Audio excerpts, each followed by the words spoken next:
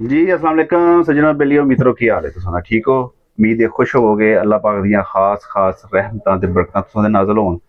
लो जी अज असीं जिक्र कर रहे सां जनाब दो पार्ट अगे असां चाढ़े सन ते अज अल्लाह ताला ने साडे कोल तीसरा पार्ट सानूं भेज दित्ता है। ठीक है ते जनाब अज असीं भाई ने माशाअल्लाह बड़ी दूरों आए ने ते खुद ही जनाब बयान करनगे। ठीक है ते किस तरह आए ने किस हवाले नाल आए ने किस तरह साडे कोल पहुंचे ने करो जी इन्हां दा। जी जी अस्सलाम वालेकुम जी। मैं सर गुजरांवाला तो आया ते मिर्ज़ा टेलर्स ਦਾ ਸੁਣਿਆ ਸੀ। ਇੱਥੇ ਮੇਰੇ ਦੋਸਤ ਨੇ ਰਾਣਾ ਹਸਨੈਨ ਤੇ ਰਾਣਾ ਮੰਡਰ ਸਾਹਿਬ ਨੇ ਵਜ਼ੀਰਕੇ ਤੋਂ ਉਹਨਾਂ ਨੇ ਦੱਸਿਆ ਕਿ ਮਿਰਜ਼ਾ ਟੇਲਰਸ ਦਾ ਨਾ ਬਹੁਤ ਅੱਛਾ ਮਿਆਰ ਹੈ ਤੇ ਸਰ ਸਪੈਸ਼ਲੀ ਇਹਨਾਂ ਕੋਲ ਆਏ ਆ ਤੇ ਮਾਸ਼ਾਅੱਲਾ ਬਹੁਤ ਖੁਸ਼ੀ ਹੋਈ ਹੈ।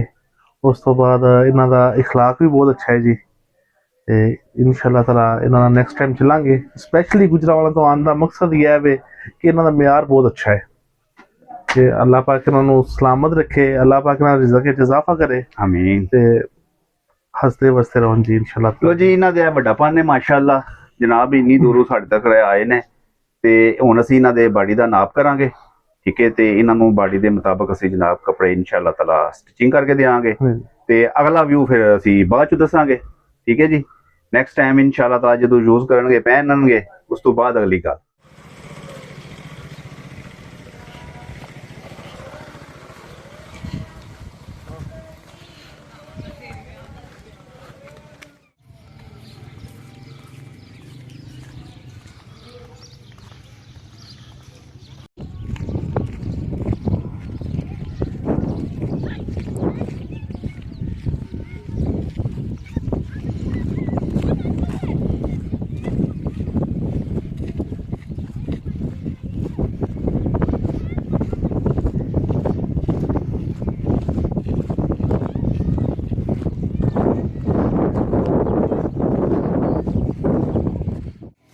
भैया पहली बार फोटो बना रहे हो दूसरी बार एक लाख बारी फोटो बना चुके हो पहली बार क्यों बना रहे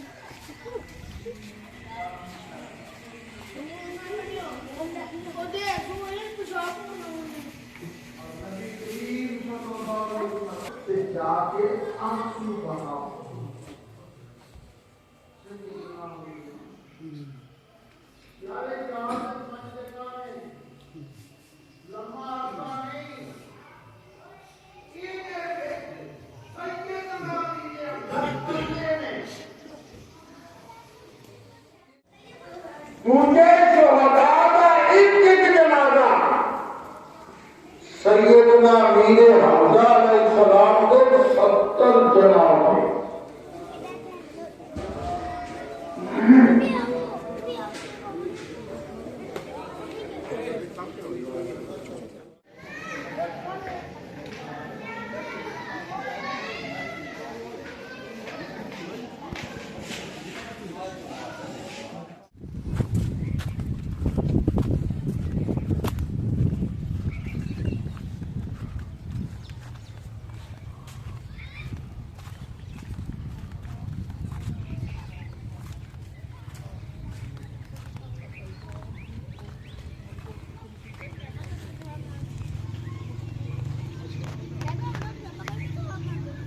जेब में डालो यार कुछ सुनते नहीं है।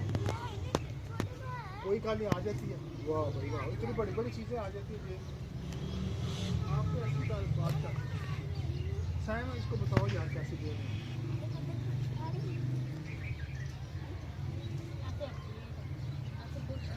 इतना बड़ा जेब है ना साइम आपका नहीं। आओ देखो वो